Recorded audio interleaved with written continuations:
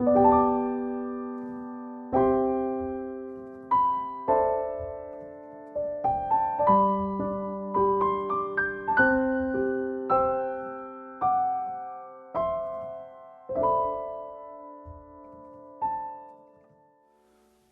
예배 자리에 나오신 여러분들을 주님의 이름으로 환영하고 축복합니다.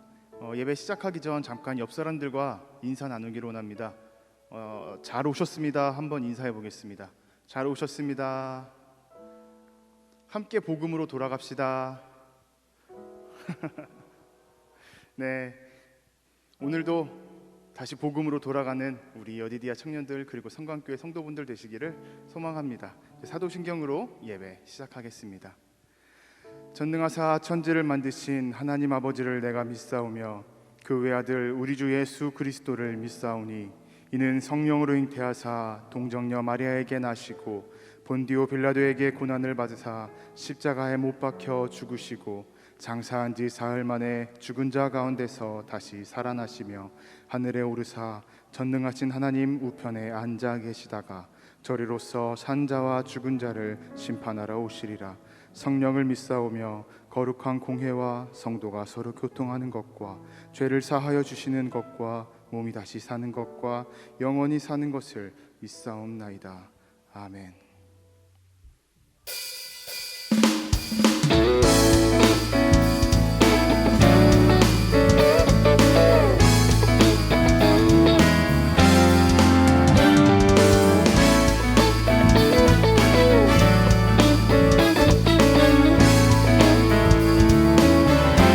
지금은 엘리야 때처럼 주 말씀이 선포되고 또 주의 종 모세의 때와 같이 언약이 성취되네. 비록 전쟁과 기근과 핍박 환난 날이 다가와도 광야에 외치는 소리 주의 길을 예비하라. 오라 주님 을 가시고 나 밟을 때에 다시 오시네. 모두 외치세. 이는 은혜의 해니 시온에서 구원이 하네.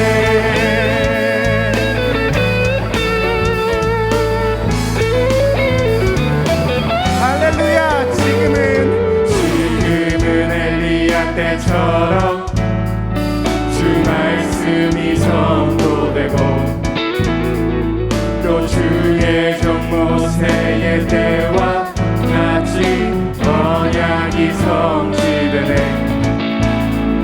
비록 전쟁과 기근과 핍박 환난 날이 다가와도 우리는 광야에 외치는 소리 주의 길을 예비하라.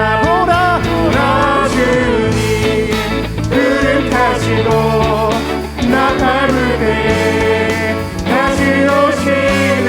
모두 외치세. 이는 은혜의 해니 시온에서 구원이 하네. 보라 주님 구름 타시고 나 밟을 때에 다시 오시네. 외치세. 이는 은혜의 해니 시온에서 구원이 하네. 에스겔의 환상처럼 마른 뼈가 살아나며 또 주의 종 다윗의 때와 같이 예배가 회복되네. 주수할 때가 이르러 그 판은 휘어졌네. 우리 이제 주수할 일꾼 되어 주 말씀을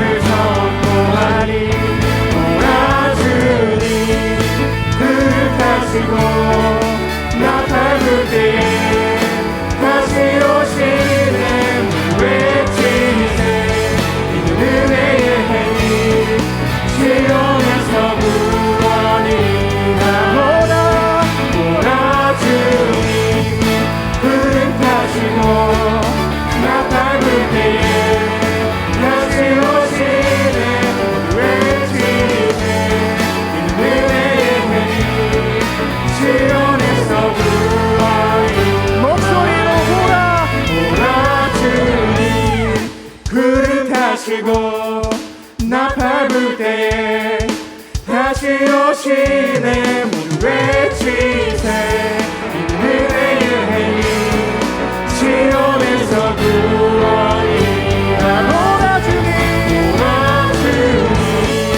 그릇 하시고 나 밟을 때에 다시 오시네 모두 외치세 은혜의 해니 시온에서 구원이라 하늘 영광 버리고 이 땅에 십자가를 지시고 죄사의 때 무덤에서 일어나 하늘로 올리셨네 주의 이름 높이리 하늘 영광 버리고 이 땅에 십자가를 지시고 죄사의 때 무덤에서 일어나 하늘로 올리셨네 주의 이름 높이리 주의 이름 높이며 주의 이름 높이며 주를 찬양하나이다 나를 구하러 오신 주를 기뻐하나이다 주의 이름 높이며 주의 이름 높이며 주를 찬양하나이다 나를 구하러 오신 주를 기뻐하나이다 하늘 영광 버리고 이 땅에 십자가를 지시고 죄사의 때 무덤에서 일어나 하늘로 올리셨네 주의 이름 높이리 하늘 영광 버리고 이 땅 위에 십자가를 지시고 죄사의 때 무덤에서 일어나 하늘로 올리셨네 주의 이름 높이리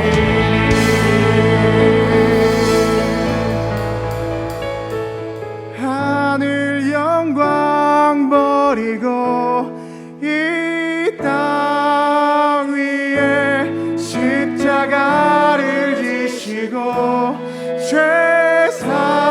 죄사했네 무덤에서 일어나 하늘로 올리셨네 주의 이름 높이리 하늘 영광 버리고 이 땅 위에 십자가를 지시고 죄사했네 무덤에서 일어나 하늘로 올리셨네 주의 이름 높이리 주님께 영광의 박수 돌리시겠습니다.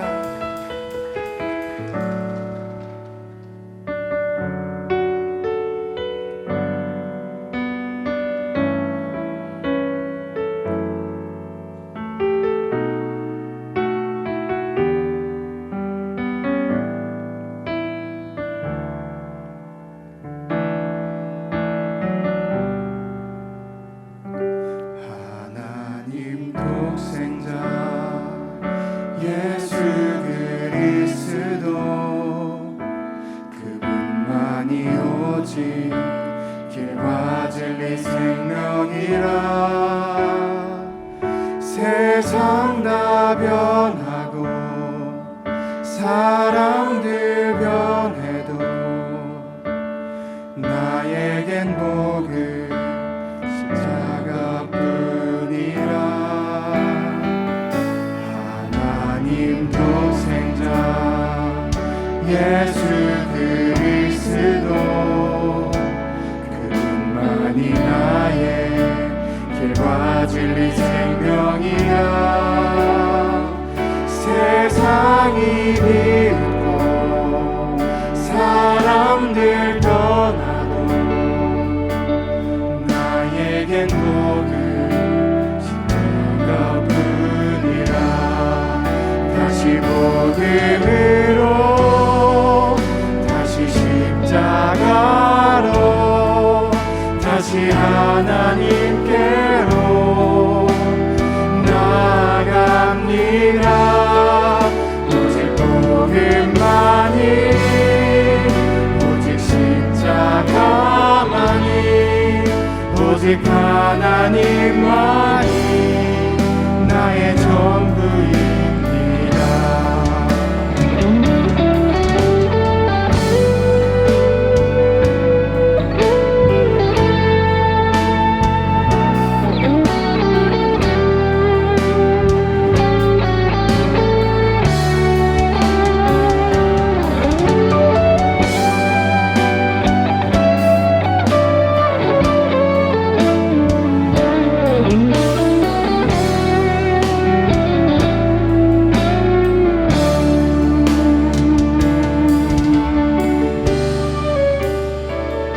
하나님 독생자 예수 그리스도 그분만이 나의 길과 진리 생명이라.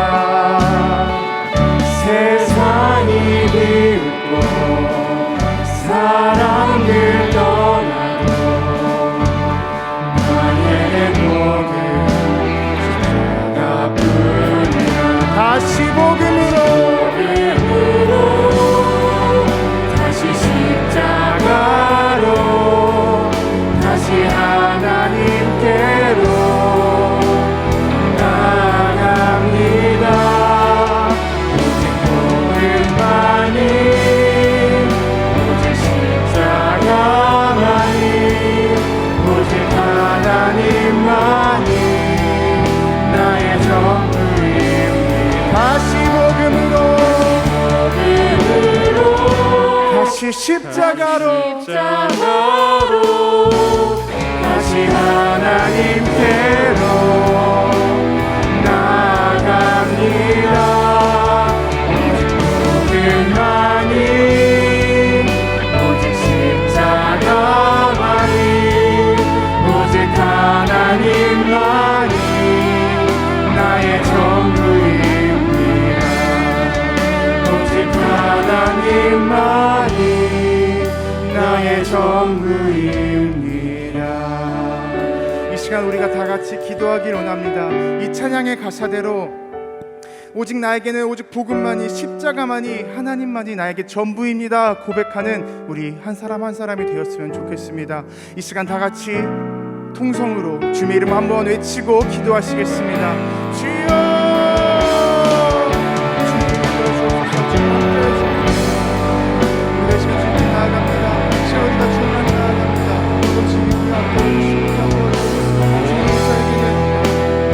주님의 복음만이 주의 말씀만이 나의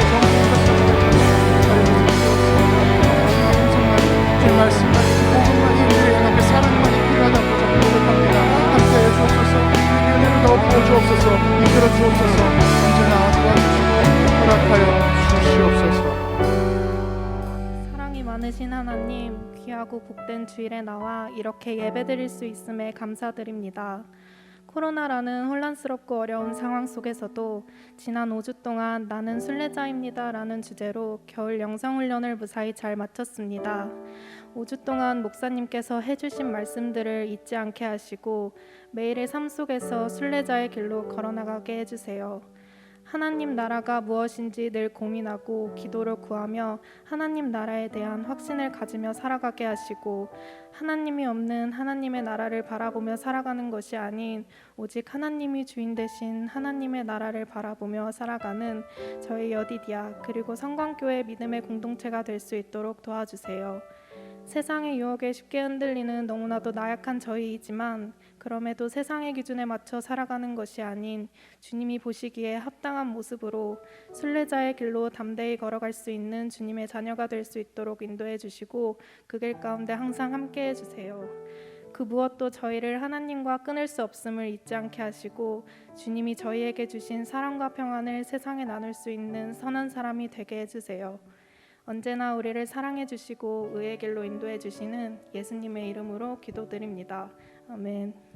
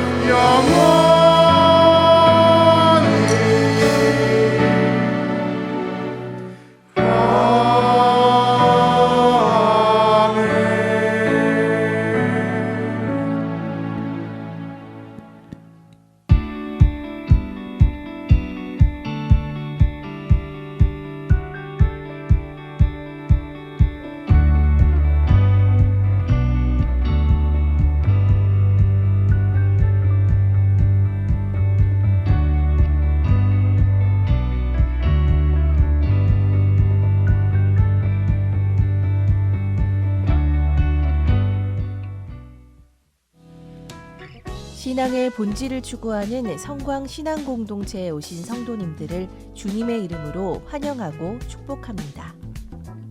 오늘은 십자가 앞으로 나아가는 예배로 드립니다. 2월 17일 수요일은 성회 수요일이며 성회 수요일 예배는 낮 12시에 교회에서 드립니다. 가정과 직장에서 예배 드리시는 분들을 위해 온라인으로도 생중계될 예정이니 예수 그리스도의 사랑을 기억하며 경건한 마음으로 함께해 주시기 바랍니다. 다가오는 설 연휴에 우리 성광신앙공동체의 모든 교우분들과 각 가정에 주님의 큰 기쁨과 평강이 함께하기를 기도합니다. 오늘 주보 6면과 7면에 설날 아침 예배 순서가 실려 있습니다. 주보를 가져가셔서 가족들과 함께 예배하시고 섬김의 본을 보여 복된 명절을 보내시기 바랍니다. 저기 길 좀 비켜주겠니?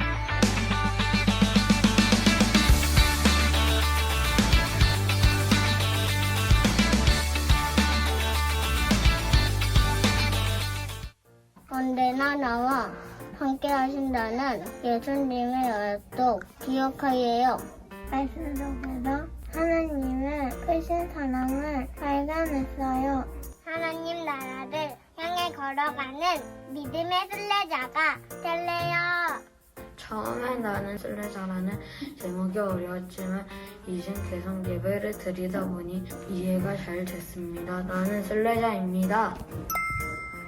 순례자의 길을 걸으면서 고난과 힘듦이 있지만 잘 견뎌낼 수 있을 것입니다. 가장 기억에 남는 키워드는 회개이고요. 그 이유는 회개에 대해서 더 자세히 더 깊숙이 배울 수 있게 되었고 결단에서 끝난 게 아니라 실천까지 할 수 있어서 좋았던 기억이 있어요. 이번 활동을 통해서 다시 한번 믿음이 더 견고해지는 시간이 되었으면 좋겠고요. 훈련 기간은 끝나갔지만 끝까지 마음에 품고 살아갈 수 있었으면 좋겠습니다. 이번 영성훈련을 통해 제가 순례자의 길을 어떻게 걸어가고 있는지, 그리고 어떤 마음가짐과 어떤 행동으로 그 길을 걸어가야 되는지 한 번 더 점검해보고 생각해 볼 수 있는 기회가 되어서 정말 좋았고요. 그리고 앞으로 살아가면서 하나님의 일을 할 때, 그리고 순례자의 삶을 살아갈 때 조금 더 강건한 그리스도인이 되도록 노력하겠습니다. 감사합니다. 이번 영성훈련을 통해서 제가 얼마나 부족한 순례자임을 깨닫는 시간이었습니다. 이 땅에서 살아 하나님 나라에 올라가는 그날까지 제가 잘 훈련받고 인내할 수 있는 순례자가 되기로 결심했습니다.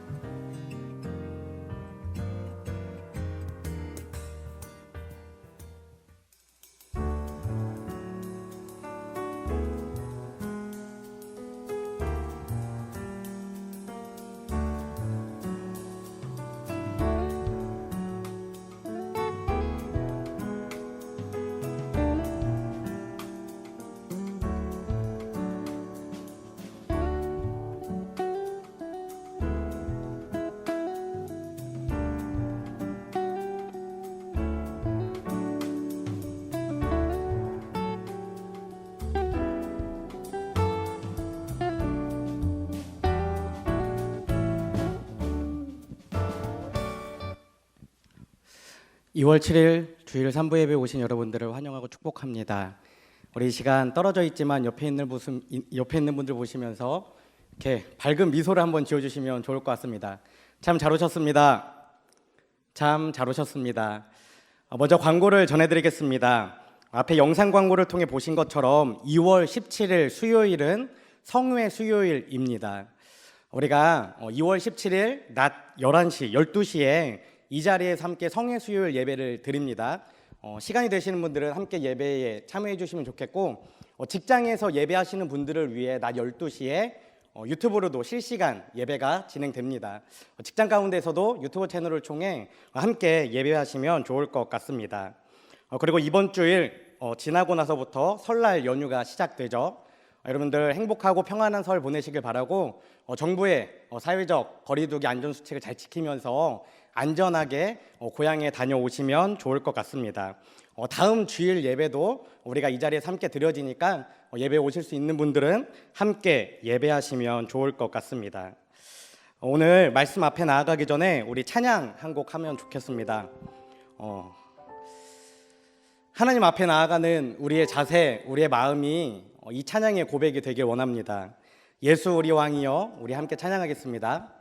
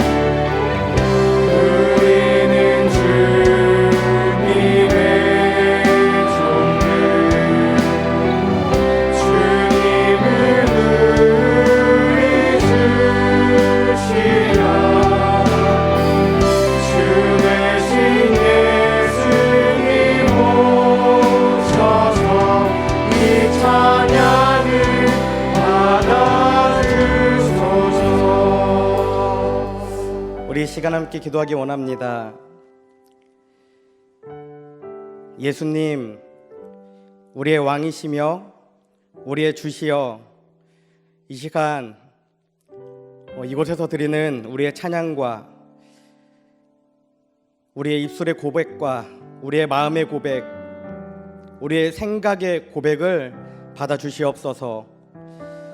정말 예수님을 살아계신 분으로 고백하는 저희들 되게 하시고, 저희들의 고백이 또 저희들의 삶이 하나님의 기쁨이 되며 하나님의 형상을 드러내는 전시품으로 이 땅 가운데 살아갈 수 있도록 함께 해달라고 우리 주여 한 분 외치신 후에 함께 기도하겠습니다.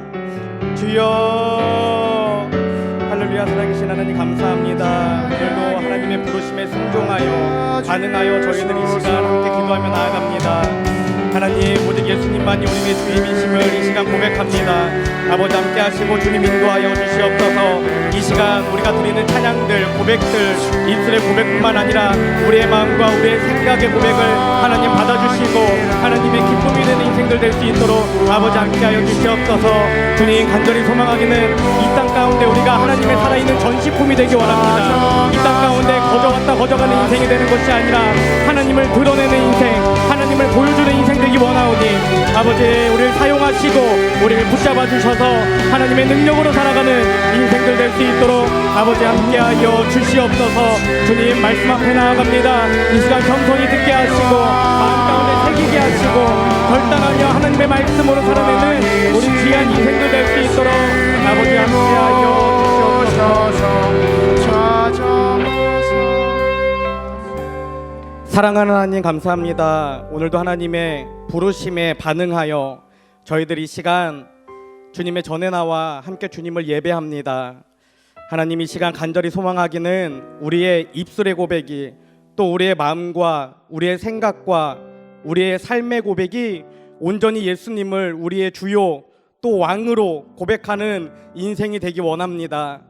하나님, 너무나 부족한 저희들, 연약한 저희들, 세상의 유혹에 금방 좌절하고 포기해버리는 저희들의 연약함과 부끄러움을 받아주시고 이 믿음의 경주 가운데에, 순례의 길 가운데에 포기하지 않고 하나님을 향해 걸어 나아가는 귀한 하나님의 사람들이 될 수 있도록 아버지 함께하여 주시옵소서.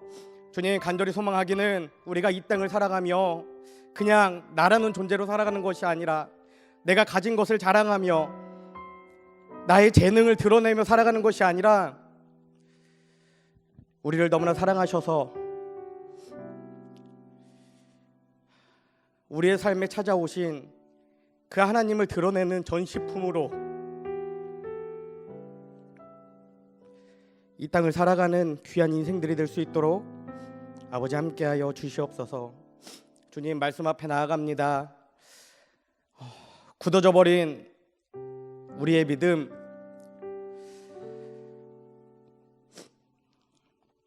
뻔하게 바라보는 하나님의 말씀을 다시 깨닫게 하시고 하나님의 말씀이 살아 역사하는 귀한 인생으로 변화되는 귀한 시간이 될 수 있도록 아버지 함께하여 주시옵소서. 사랑 많으신 예수님의 이름으로 기도드립니다.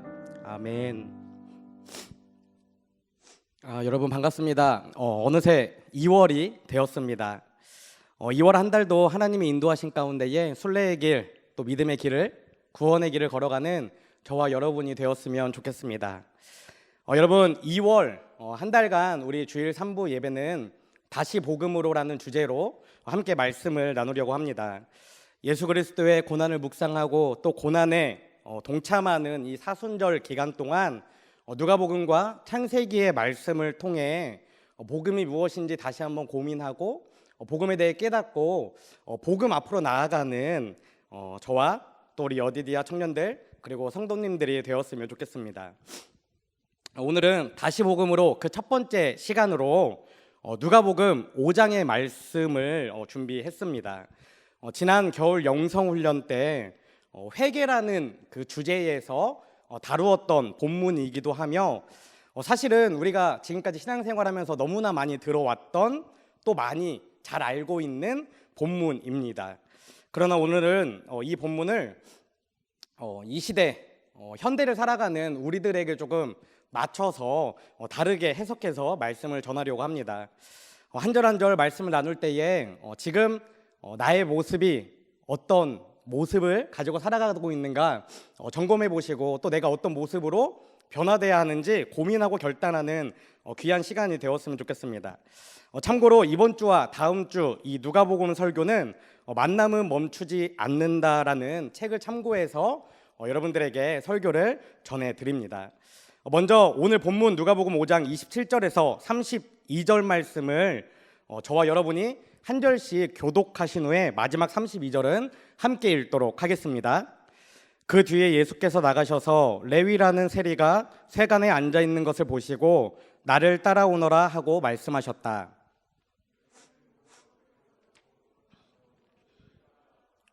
레위가 자기 집에서 예수에게 큰 잔치를 베풀었는데 많은 세리와 그 밖의 사람들이 큰 무리를 이루어서 그들과 한 자리에 앉아서 먹고 있었다.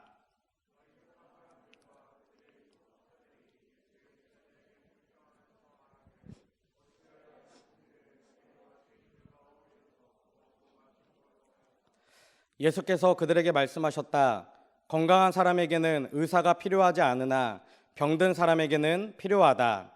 나는 의인을 부르러 온 것이 아니라 죄인을 불러서 회개시키러 왔다. 아멘.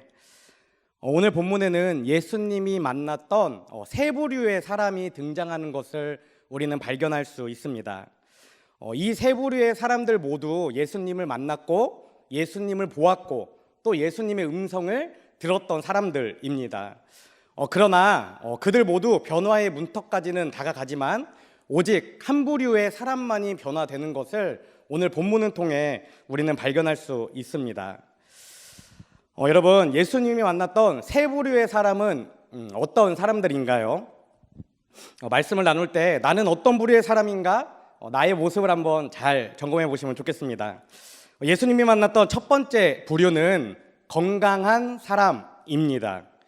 오늘 본문 말씀의 중심에는 레위라는 인물이 있습니다. 그는 이스라엘 같은 동족에게 손가락질을 당하며 살아가던 사람이었죠. 왜 같은 동족에게 손가락질을 당하고 미움을 당했던 것입니까? 그의 직업은 이 세금을 걷어들여서 일정 부분은 로마에 바치고 나머지를 자기가 착복하는 세금 징수원, 성경에 기록된 세리의 직업을 가지고 그 당시 살아가던 사람이었기 때문입니다. 쉽게 말해 이 세리, 이 레위는 같은 민족 사람들에게 최대한 많은 돈을 뺏어서 아주 작은 부분을 로마에 바치고 큰 부분을 자기가 개인적으로 착복하는 그런 악한 행실을 가지고 이 땅 가운데 살아가던 사람이었다라는 것입니다. 뿐만 아니라 그 당시 이스라엘 사람들은 다른 민족들과 이야기하는 것, 자기 민족들을 괴롭히고 어렵게 했던 다른 민족들과 함께 교제하는 것을 굉장히 불결하고 더럽게 생각했습니다.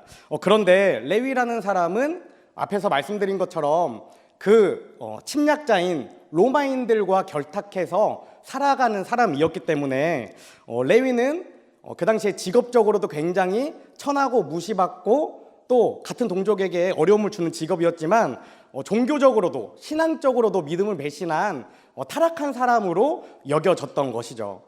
이처럼 레위는 자기의 민족에 등을 쳐서 먹고 살 뿐만 아니라 종교적으로도 타락한 사람이라고 우리는 알 수 있습니다.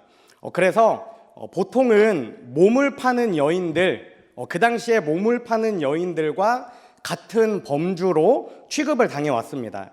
오늘 우리가 앞에서 읽은 본문 30절에 세리와 죄인들이라고 분명하게 기록되어 있는데 여기서 죄인들이 주석을 찾아보면 분명하게 몸을 파는 여인들을 이야기하고 있는 것을 발견할 수 있습니다. 이처럼 세리와 몸을 파는 여인들, 죄인들은 늘 같은 부류로 한 짝으로 취급을 당하면서 살아갔다라는 것이죠. 어쨌든 예수님은 그렇게 사람들이 무시하고 피하고 싶고 더럽다고 여기는 그런 사람들 중에 한 명인 레위를 불러서 제자로 삼으셨습니다. 그러고는 그 레위의 집에서 벌어지는 잔치에 참여해 그들과 함께 먹고 마시는 장면이 오늘 말씀에 기록되어 있죠. 그런데 너무나 아쉽게도 그 자리에 하나님의 율법을 철저하게 지킨다는 바리새파 사람들이 찾아옵니다. 그리고 그들은 예수님과 제자들에게 이렇게 묻는 것을 우리는 발견할 수 있습니다. 본문 30절 말씀입니다. 바리새파 사람들과 그들의 율법학자들이 예수의 제자들에게 불평하면서 말하기를 어찌하여 당신들은 세리와 죄인들과 어울려서 먹고 마시는 거요 하였다. 아멘. 이것을 조금 쉬운 말로 바꿔보면 이런 것입니다. 당신은 이스라엘의 선생이며 지도자라고 말하면서 어째서 가장 악독하고 가장 타락한 이들과 지금 함께하고 있습니까? 어떻게 이들과 한 상에서 먹고 마실 수 있습니까? 지금 당신이 하고 있는 것이 너무나 더러운 일 아닙니까? 라고 질문하고 있다라는 것이죠. 여러분, 우리가 영화나 드라마에서 보면 부정부패를 저지르고 굉장히 나쁜 사업가들, 이런 사람들의 모습을 보면 술집에서 아가씨들을 불러놓고 유흥을 즐기는 장면들을 우리는 많이 봐왔을 것입니다. 지금 바리새파 사람들이 보기에 예수님이 벌이고 있는 이 잔치의 장면이 바로 그렇게 여겨지고 있었다라는 것입니다. 사실 건전한 그냥 기본적인 상식을 가진 사람으로서는 어떻죠? 저 바리새파 사람들처럼 쉽게 이해하기 어려운 장면입니다. 우리가 예수님이 어떤 분이신지 또 성경이 말하는 것이 무엇인지를 깊이 있게 이해하고 있지 못하다면 예수님이 저 더러운 사람들과 함께하는 것이 잘못됐다라고, 예수님의 가르침이 잘못됐다라고 이야기할 수 있기 때문이죠. 그런데 이 말씀을 보면 더 명확하게 표시되어 있는 것이 있습니다. 그것은 무엇이냐면 예수님이 그 자리에 수동적으로 이끌려가서 그냥 앉아 계시는 것이 아니라 그 잔치의 주인공으로 환대받으면서 말씀을 나누시면서 웃으시면서 즐기시면서 그 잔치에 머물러 계셨다라는 것입니다. 그래서 오늘 등장하는 바리새인들은 예수님이 어떻게 그럴 수 있습니까? 라고 질문하고 있는 것이죠. 그런데 예수님은 바리새인들의 이런 질문에 이렇게 대답하는 것을 볼 수 있습니다. 누가복음 31절과 32절 말씀입니다. 예수께서 그들에게 말씀하셨다. 건강한 사람에게는 의사가 필요하지 않으나 병든 사람에게는 필요하다. 나는 의인을 부르러 온 것이 아니라 죄인을 불러서 회개시키러 왔다. 아멘. 우리는 이 말씀을 통해서 예수님이 바리새파 사람들을 향해 건강한 사람이다라고 이야기하는 것을 발견할 수 있습니다. 앞에서 이야기했듯이 바리새파 사람들은 사회에서 일정 부분 성공하고 또 자기 자리에서 어느 정도 영역을 확장한 사람들입니다. 어떤 면에서는 그 당시 사회의 지도층이라고도 이야기할 수 있죠. 아니면 아주 크거나 높은 자리에 앉진 않았어도 다른 사람들에게 피해를 주지 않고 사회의 규칙과 질서를 잘 지키며 굉장히 평범하게 또 도덕적으로 살아가는 모습이라고 우리가 이야기할 수 있습니다. 그런데 이런 사람들에게는 분명한 특징이 있습니다. 그 특징이 무엇이냐면 자신에게서 특별한 문제점을 발견하지 못한다라는 것이죠. 아마도 이렇게 건강한 사람들은 스스로 이런 생각을 가지고 살아야 할 것 같습니다. 세상에 문제 있는 사람들이 얼마나 많은데 다들 나만큼만 정직하게, 나만큼만 진실하게 살아가라고 그래. 그러면 되는 거야 라고 말이죠. 그렇기에 스스로 건강한 사람이라고 그들은 생각하며 살아갔을 것입니다. 예수님은 그런 그들의 모습을 보시고 그렇게 생각하고 자신을 그렇게 여기는 사람들을 향해 건강한 사람이다라고 분명하게 오늘 말씀에 기록하고 있는 것이죠. 예수님이 만난 사복음서 전체에서 예수님이 만난 사람들 중 한 부류는 바로 이처럼 스스로가 건강하다고 여기는 사람들이었습니다. 이들은 스스로가 건강하다고 생각했기 때문에 부족한 게 없었고 우리가 지난 시간 함께 말씀을 나누었던 것처럼 예수님 앞에 나아오지 않았습니다. 그들은 스스로가 지혜가 있다고 여기는 영적인 착각을 가지고 살아가는 사람들이었다라는 것이죠. 본문에 기록된 표현처럼 아픈 곳이 없는 건강한 사람이기 때문에 의사이신 예수님이 이들에겐 필요가 없었다라는 것입니다. 이처럼 스스로 건강한 사람이라고 여기는 영적인 착각에 빠진 사람들은 예수님을 만나도 변화가 되지 않습니다. 혹시 저와 여러분이 이런 건강한 사람의 부류는 아닌가 한번 자신을 점검해 보시면 좋을 것 같습니다. 예수님이 만났던 두 번째 부류는 건강한 사람과는 대조되는 병든 사람입니다. 본문 29절 말씀입니다. 레위가 자기 집에서 예수에게 큰 잔치를 베풀었는데 많은 세리와 그 밖의 사람들이 큰 무리를 이루어서 그들과 한 자리에 앉아서 먹고 있었다. 아멘. 오늘 본문인 누가복음에는 많은 세리와 그 밖의 사람들이 큰 무리를 이루었다라고 기록하고 있는데 마태복음과 마가복음에서는 이 똑같은 장면을 이야기하면서 많은 세리와 죄인들이라고 아예 못 박아서 이야기하는 것을 발견할 수 있습니다. 앞에서도 이야기했지만 여기서 말하는 죄인들은 성매매 여성들을 의미합니다. 이처럼 세리와 죄인은 늘 한 짝으로 취급을 당해왔죠. 이들은 늘 로마 사람들과 함께 살아갈 수밖에 없는 운명 공동체였기 때문에 종교적으로나 윤리적으로 타락했고 불결하다 여겨졌던 사람들이죠.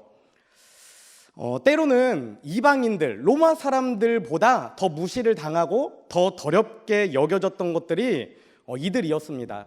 아마 제가 그 시대 이 사람들의 모습을 생각해 보면 그들은 스스로 알고 있었을 것 같습니다. 같은 이스라엘 민족들이 나를 욕하고 나를 더럽다 여기고 나를 천하게 취급한다라는 사실을 이들도 알면서 살아가고 있었다라는 것이죠. 오늘날 예수님을 만나는 사람 중에도 이처럼 병든 사람이 분명히 있습니다. 여기서 병들었다라는 말은 단지 우리의 육체에 문제가 생겼다는 말이 아니라 나한테 뭔가 문제가 있어, 또는 내 삶에 어딘가 잘못된 부분이 있어, 또는 나는 이렇게 하려고 해보고 저렇게 하려고 해보는데 도저히 나에게는 희망이 없고 발전이 없어라고 스스로 인지하는 사람들을 병든 사람이다라고 이야기하는 것입니다. 그래서 그들은 자신이 살아가는 삶의 터전에서 맺는 그 수많은 관계 속에서 항상 문제를 경험하고 절망하고 좌절하며 살아갑니다. 더 나아가서 인생을 살아가면 살아갈수록 내가 이렇게까지 살아야 하나? 내가 살아가는 이유가 무엇인가라고 고민하며 자신에게 질문하는 그 본질적인 문제 앞에 서기까지 나아가죠.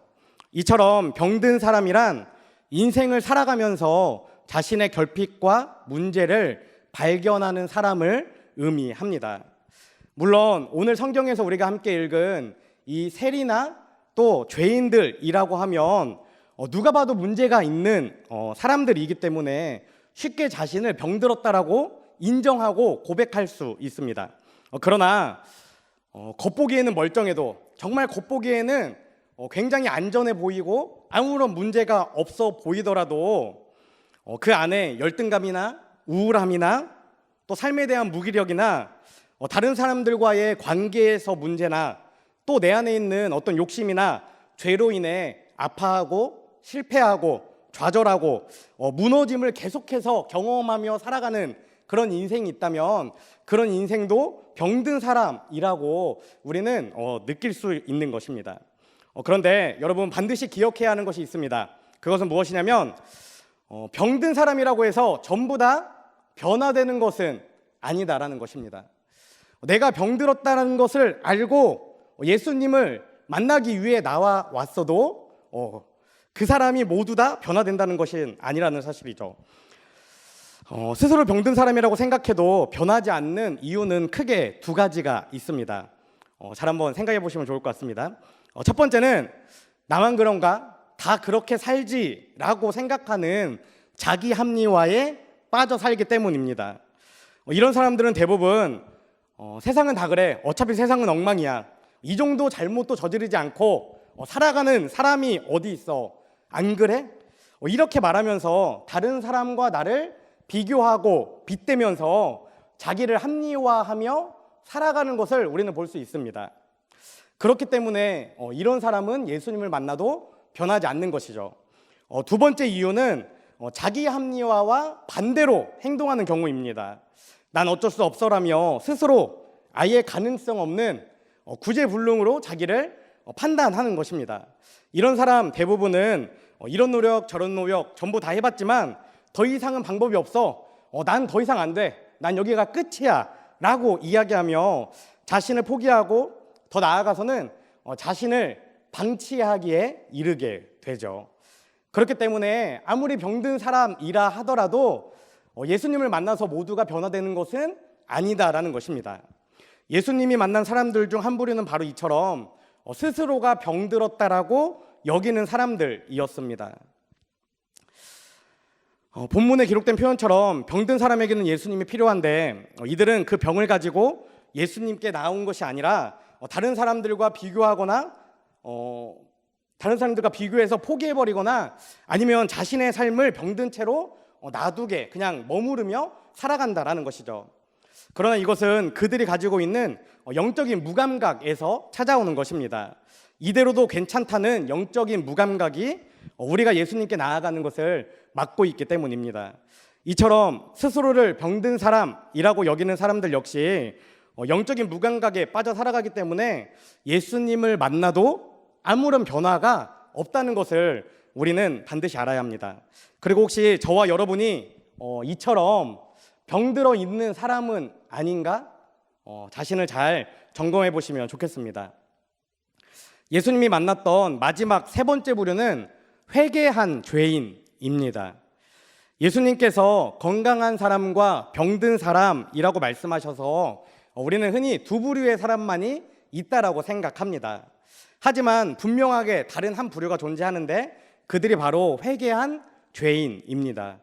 예수님은 바리새파 사람들의 질문에 대답하시면서 요즘식으로 말하면 자기의 사명 선언문을 분명하게 말씀하셨죠.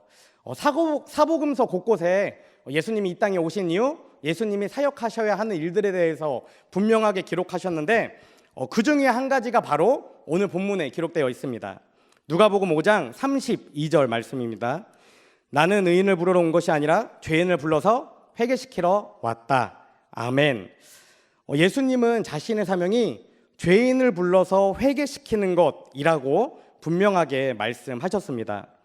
앞에서 우리가 살펴본 이 두 가지 부류는 사실 회개와는 굉장히 거리가 먼 사람들입니다. 건강한 사람은 나만큼만 살으라 그래 라면서 회개할 것이 없다고 이야기하죠. 그리고 병든 사람 역시 다 그렇잖아 또는 난 안 되라고 포기하며 회개하는 것에 나아가지 않습니다. 하지만 우리가 분명히 기억해야 하는 것은 이런 두 부류의 사람들 가운데에 반드시 회개하는 사람이 나오게 된다라는 것입니다. 오늘 본문에 나타난 이 레위라는 사람이 바로 그런 사람입니다. 제가 말씀을 준비하며 이 본문을 계속 묵상했을 때 저는 레위를 바라보며 이런 생각을 했습니다. 그는 겉으로는 성공하고 많은 부를 쌓은 다른 사람에게 아쉬울 것 전혀 없는 매우 건강한 사람인과 동시에 사회적으로는 또 종교적으로는 무시당하고 내면 깊이 고통을 가지고 있는 병든 사람이었다라는 것이죠. 예수님은 그런 레위를 어떻게 하셨죠? 부르셔서 제자로 삼으셨습니다.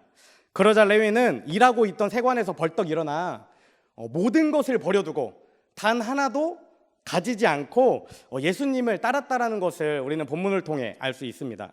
누가복음 27절과 28절 말씀입니다.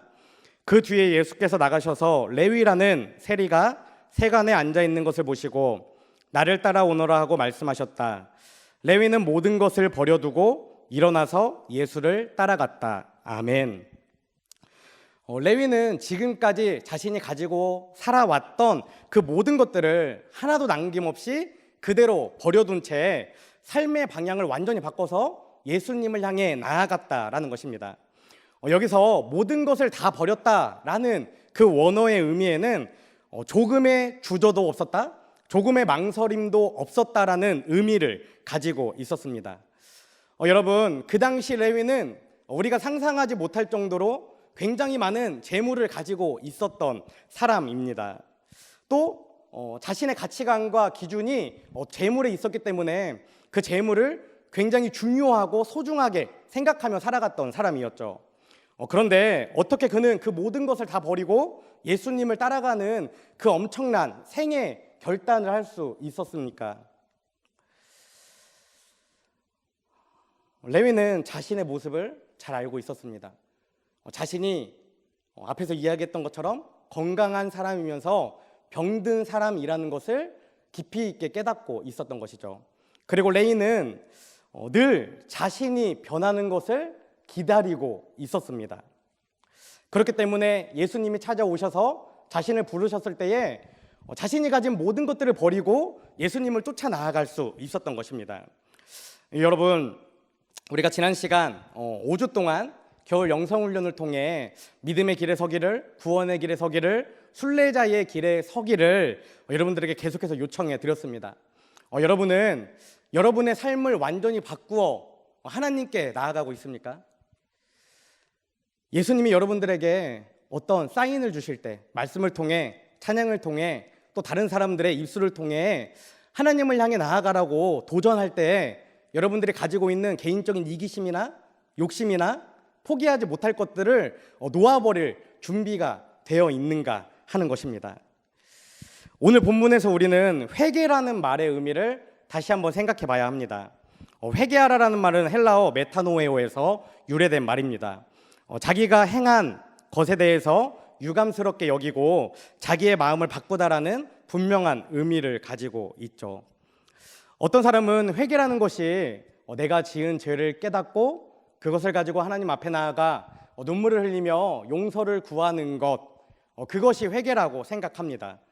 그런데 더 중요한 것은 그 뒤에 이어지는 자신의 마음을 바꾸고 삶의 태도를 바꿔서 다시는 그 죄로 돌아가지 않는 것이 회개라는 것이죠. 우리가 영성훈련을 통해 이야기했던 것처럼 진정한 회개는 단순히 머리로 깨닫고 마음으로만 느끼는 것이 아니라 마음과 뜻과 힘과 정성을 다하여 자신의 행동을 완전히 돌이키는 것, 그리고 그 회개에 합당한 열매가 반드시 있어야 그것이 회개다라고 말할 수 있는 것입니다. 지금까지는 자기가 자기 인생의 주인이 되어 자기 마음대로 살아가던 사람이 하나님 중심의 삶으로 그 근본이 완전히 바뀌게 되는 생애 전환, 이것이 바로 온전한 회개라는 것입니다. 또한 이것은 더 나아가서 내가 회개하는 나의 입장만을 이야기하는 것이 아니라 하나님과의 나의 깨어진 균열이 생긴 그 관계의 회복을 분명하게 이야기하는 것입니다. 여러분, 이 문제는 굉장히 중요합니다. 앞선 두 부류의 사람은 다른 사람과 나를 비교하는 과정을 거친 다음에 자신은 별 문제가 없거나 아니면 어차피 모두 다 비슷하다고 생각하면서 변화를 미루기 때문입니다. 그러나 진정한 변화는 다른 사람과 나를 비교하는 것이 아니라 절대적 주권자인 하나님 앞에서 내가 살아온 방식, 내가 가지고 있는 생각, 지금 내가 지니고 행동하는 그것에 문제가 있다는 사실을 절감하고 자신에게 변화가 필요하다고 느끼는 사람에게 찾아오기 때문입니다. 이 사실을 인정하는 사람만이 회개할 수 있고 또 새로운 변화의 길로 들어설 수 있습니다. 그런데 안타깝게도 많은 사람들이 신앙을, 믿음을, 그리고 죄마저도 상대적인 개념으로 생각하고 다른 사람과 나를 비교하며 나 정도면 괜찮다고 이야기하며 살아가는 것을 우리는 주변에서 쉽게 발견할 수 있습니다. 나 정도면 나쁘지 않아, 또는 다 그렇잖아 라고 늘 이야기하는 것입니다. 하지만 분명히 기억해야 합니다. 내 안에 있는 이런 생각들이 나를 변화시키는 것을 가로막는 걸림돌이 된다라는 것입니다. 여러분, 성경의 가르침은 모든 부분에 있어서 절대로 상대적인 개념이 아닙니다. 신앙은 다른 사람이 이렇던데, 다른 사람은 저렇던데 라고 말하면서 다른 사람과 나를 비교하며 나의 발걸음을 맞춰가는 것이 아니라 절대적 주권자이신 하나님과 나의 1대1의 관계를 보는 것이고 말하는 것이고 또 그렇게 살아가는 것이 신앙이기 때문입니다. 여러분, 우리는 이 말을 반드시 기억하고 우리의 마음에 새겨야 합니다. 신앙은 절대적 주권자이신 하나님과 나의 1대1의 관계라는 것입니다. 제가 잠깐 제 얘기를 조금 하려고 합니다. 저는 올해 38살이 되었습니다. 곧 40대를 바라보고 있죠. 숫자를 이렇게 이야기하지 않으면 저 역시도 지금 25, 26, 많아야 30살이 되지 않는 스스로를 청년이라고 생각하며 살아갑니다. 아마 이 자리에 앉아 있는 많은 청년들이 저와 많게는 18살까지도 차이가 나고 또 적게는 10살, 8살 차이를 가지고 살아갈 것입니다. 그런데 제가 오늘 말씀을 준비하면서 지난 시간 제가 청년으로 살아왔던 때를 잠시 한번 돌아봤습니다. 그리고 지금 이 시대를 청년으로 살아가는 여러분의 모습을 제가 한번 이렇게 생각해 봤습니다. 저는 신학대학을 늦게 갔기 때문에 굉장히 오랜 시간을 청년으로 있었고, 제가 섬기던 교회에서 리더로 굉장히 열심히 사역했습니다. 그 당시 저희의 목표는 하나였어요. 뭐냐면 하나님의 말씀 앞에 나아가는 것이었습니다.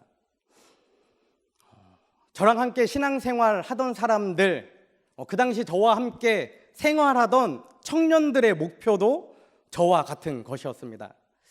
저희도 다른 사람과 저를 비교하며 살아갔습니다. 그런데 지금하고는 반대의 비교입니다.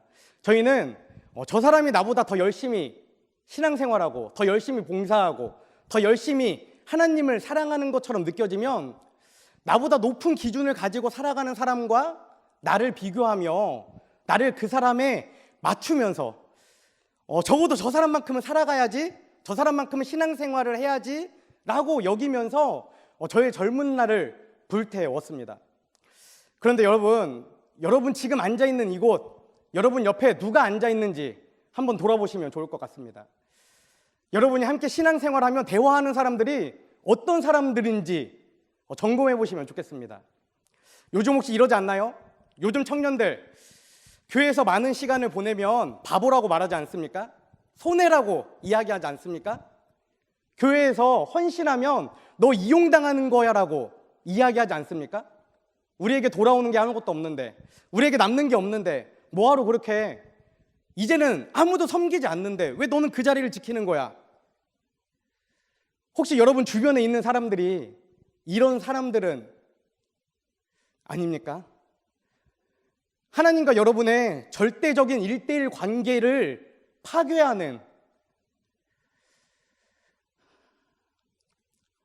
그런 사람들과 지금 여러분들이 먹고 마시면서 살아가고 있는 것은 아닙니까? 여러분, 너무나 정확해요. 너무나 분명해요. 답은 정해져 있습니다.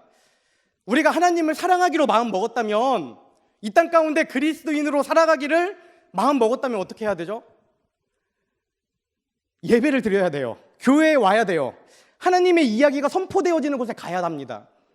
그것보다 더 나아가서 내가 섬길 수 있는 곳을 찾아야 돼요.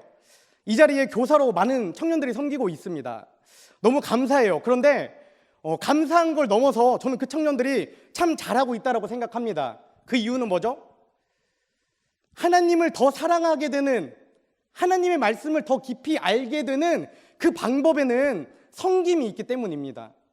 내가 나에게 주어진 아이들에게 말씀을 전할 때, 따뜻한 한마디를 전할 때, 그들에게 찬양하고 그들을 신방할 때에 내가 배워야 되는 하나님의 그 마음이 나의 가르침으로 나에게 전달되기 때문이죠.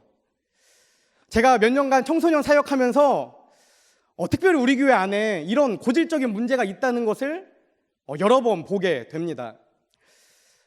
여러분, 정말 하나님을 사랑하고 싶고 정말 바른 그리스도인으로 살아가고 싶다면 손해보시면 좋을 것 같습니다. 이용당하시면 좋을 것 같아요. 제가 어렸을 때 배운 게 있습니다. 그것은 무엇이냐면 신앙은 이용당하는 거야 라는 거예요. 믿음은 이용당하는 거예요. 왜? 예수님도 우리에게 이용당해 주셨잖아요.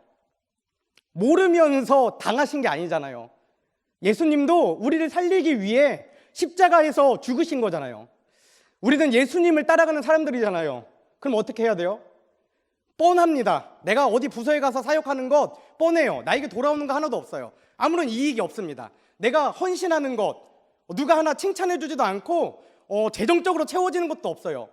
그럼에도 불구하고 내가 헌신하고 사역해야 하는 그 이유는 무엇입니까?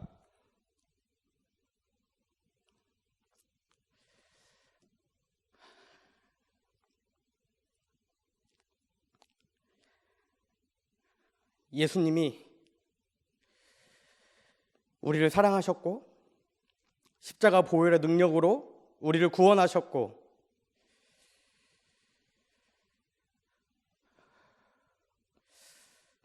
오늘 이 땅을 우리가 살아갈 수 있도록 그렇게 하셨기 때문입니다. 분명히 기억하셨으면 좋겠습니다. 절대적 주권자이신 하나님과 나의 1대1의 관계를 반드시 점검하시고 내 옆에 어떤 사람들이 있는지를 돌아보시고 또 나는 내 옆에 있는 사람들에게 무슨 말을 하는 사람인지를 보시면 좋을 것 같습니다. 요즘 코로나 이후에 교회가 굉장히 많은 비난과 질타와 욕을 먹고 있습니다. 제가 SNS 많이 하지 않는데 그래도 일주일에 몇 번씩 페이스북과 인스타그램에 들어갑니다. 그런데 너무 충격적인 것은 우리 교회에서 신앙생활하는 청년들이 교회를 비난하는 모습들을 봅니다. 공개적으로 글을 씁니다. 물론 교회가 잘못했습니다. 교회가 사과해야 합니다. 교회가 미안해야 합니다. 그런데 교회의 본질에 대해, 교회가 무엇인지에 대해, 그리스도인이 어떤 것인지에 대해 잘 알지 못하면서 글을 쓰는 것이 오히려 더 교회를 어렵게 하고 힘들게 하는 것들을 많이 보게 됩니다. 여러분, 좋은 사람이 되시면 좋을 것 같습니다. 하나님을 사랑하는 사람이 되어주세요. 하나님의 일에 나를 아낌없이 내어 던지는 사람이 되어주세요. 교회를 욕하거나 비난하는 사람이 아니라 그래도 교회를, 예수님을 사랑하는 사람들이 되어주시면 좋겠습니다. 우리 한마디를 통해, 나의 삶의 고백을 통해 세상 사람들이 하나님의 살아계심을 보았으면 좋겠습니다. 간절히 소망하기는 저와 여러분들이 우리를 죽기까지 사랑하신 그 예수님의 전시품이 되어 이 땅을 살아가기 원합니다. 여러분, 삶의 변화를 꿈꾸시나요? 오늘 말씀을 기억하시면서 절대적이신 주권자이신 그 하나님 앞에 살아가는 저와 여러분이 되시기를 간절히 소망합니다. 우리 이 시간 함께 찬양하고 기도하기 원합니다. 2월 그리고 3월 다시 복음으로라는 결단 찬양으로 계속 나아가려고 합니다.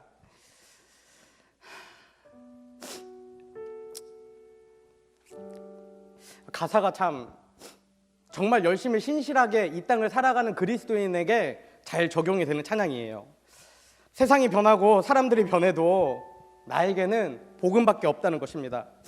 세상이 비웃고 나의 믿음으로 인해 사람들이 나를 떠나도 나는 그 복음으로 기뻐한다는 이야기와 고백입니다. 여러분,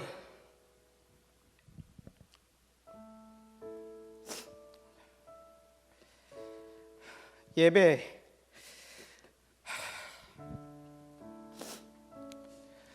감격이 회복되길 원합니다. 또 여러분의 목소리로 분명하게 여러분의 믿음을 선포하기 원합니다. 입술뿐만 아니라 여러분의 삶으로, 여러분의 눈빛 하나로, 여러분의 그 아름다운 미소 하나로 이 세상을 변화시키는 저와 여러분이 되기 원합니다. 우리 이 시간 하나님 독생자 예수 그리스도 찬양하겠습니다.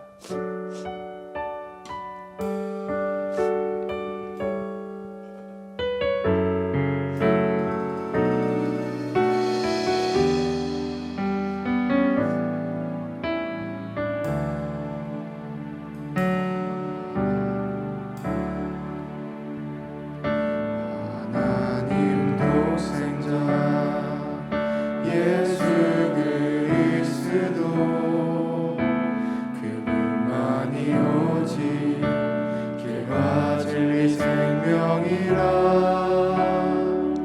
세상 다 변하고 사람들 변해도 나의 행복은 십자가뿐이라. 하나님 독생자 예수 그리스도 그분만이 나의 길과 진리 생명이라. 세상이 비우고 사람들 떠나도 나에게 복은 십자가뿐이라. 다시 복음으로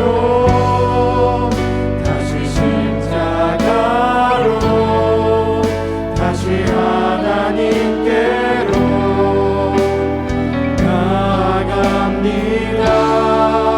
오직 복음만이 오직 십자가만이 오직 하나님만이 나의 전부입니다.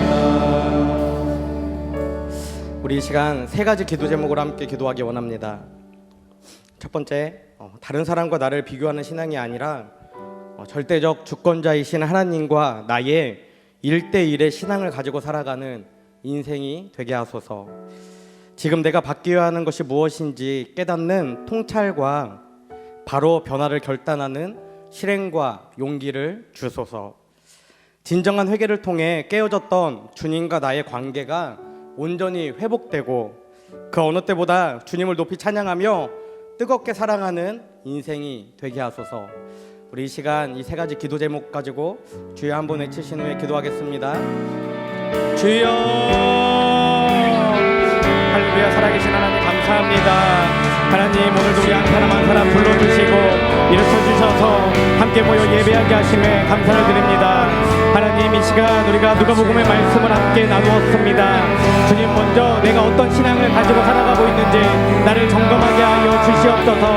주님, 내가 다른 사람과 나를 비교하는 신앙이 아니라 절대적인 주권자이신 하나님과 나의 1대1의 신앙을 가지고 살아가는 인생이 되게 하여 주시옵소서. 다른 사람과 나를 비교하는 것이 아니라 신실하시고 진실하신 그 하나님과 나의 1대1의 관계를 바라보며 살아가는 귀한 인생들이 될 수 있도록 아버지 은혜를 더하여 주시옵소서. 주 또한 지금 내가 무엇을 바뀌어야 하는지 그것들을 깨달을 수 있는 통찰력을 더하여 주시고 바로 변화를 결단하고 실행할 수 있는 용기를 더하여 주시옵소서. 내가 가지고 있는 연약함이나 두려움이나 겁 때문에 하나님 앞에 나아가지 못하는 것이 아니라 정말 용기를 내어 하나님 앞에 변화를 결단하며 나아가는 우리 귀한 청년들 될 수 있도록 아버지 함께하여 주시옵소서. 주님 또한 진정한 회개를 통해 깨어졌던 주님과 나의 온전한 관계가 회복되어지기를 원합니다. 하나님, 우리의 관계가 회복되어져 하나님을 찬양하며 하나님을 온전히 예배하는 우리들 되기 원하오니 함께하여 주시옵소서. 아버지 은혜를 더하여 주시고 하나님, 이 시간 우리의 마음을 불을 뜰게 하셔서 정말 하나님의 말씀을 마음에 새기며 매일매일 나를 감찰하며 나아가는 우리 한 사람 한 사람 될 수 있도록 아버지 은혜를 더하여 주시옵소서.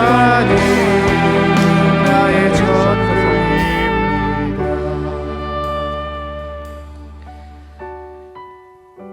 이 시간 1대1의 관계로 우리를 부르시는 하나님,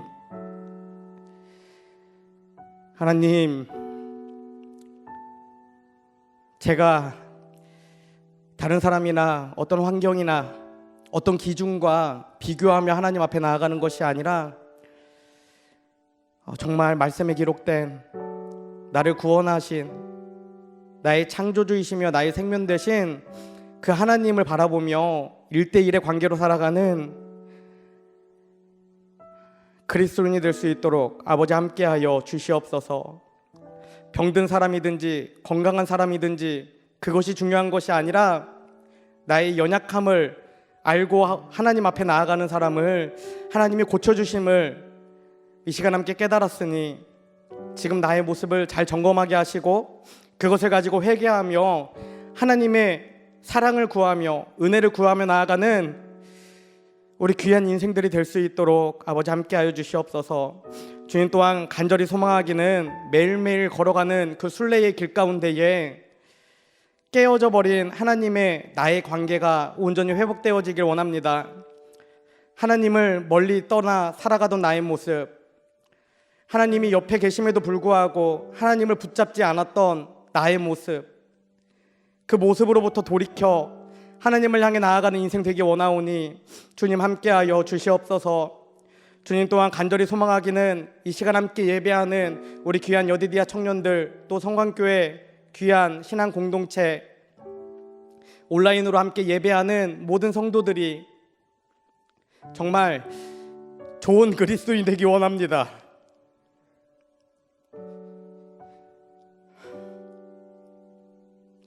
하나님의 사랑을 드러내는 전시품이 되기 원합니다. 나의 이름과 나의 재능과 내가 가진 것을 자랑하며 살아가는 것이 아니라 나의 주인이신 하나님을 드러내는 인생 되기 원하오니 우리가 정말 좋은 그리스도인이 되게 하시고 나를 통해 우리의 가정이, 우리의 이웃이, 우리의 일터가, 우리가 만나는 모든 사람들이 정말 좋은 그리스도인으로 변화될 수 있도록 주님 함께하여 주시옵소서. 주님, 오늘도 하나님의 살아계심을 믿음으로 고백하며 정말 정성껏 하나님께 드려진 예물이 있습니다. 이 예물이 쓰이는 곳에 하나님의 살아계심이 선포되게 하시고 날마다 구원받는 사람들이 더해지는 역사가 나타날 수 있도록 아버지 함께하여 주시옵소서. 이제는 우리를 위해 이 땅에 오신 예수 그리스도의 은혜와 독생자를 보내주신 하나님 아버지의 크신 사랑과 날마다 우리를 보호 인도 승리케 하시는 성령님의 내주 교통하심이 이 시간 다른 사람과 나를 비교하는 신앙이 아니라 절대적 주권자이신 하나님과 나의 1대1의 신앙을 가지고 살아가며 진정한 회개를 통해 깨어졌던 주님과의 관계를 온전히 회복하고 그 어느 때보다 주님을 높이 찬양하며 뜨겁게 사랑하는 인생이 되기를 결단하는 여디디아 청년들과 성광교회 성도들 위해 지금부터 영원까지 함께 하옵시기를 간절히 축원하옵나이다. 아멘.